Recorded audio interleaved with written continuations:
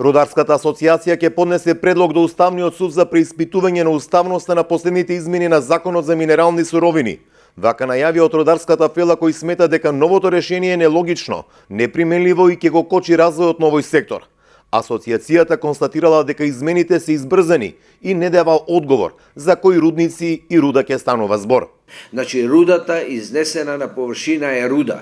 И тука не се водела сметка воопште. Значи, чудно е. Тој е и селективен, и нелогичен, и неприменлив. И ние реагираме на тоа. Најмалку реагираме за тоа што некој се бори за чувување на животната средина. Ние сме против еден таков нелогичен закон и ние вчера се договориме, најверојатно ќе поднесеме барање до Уставниот суд за поништување на таквиот закон, бидејќи тој закон и не може да се примени. Измените на законот се нејасни и за граѓанските активисти кои се противат на изградба на рудници во Југоистокот. Не знаат за кои се концесии важи ова решение и чекаат објаснување од законодавецот.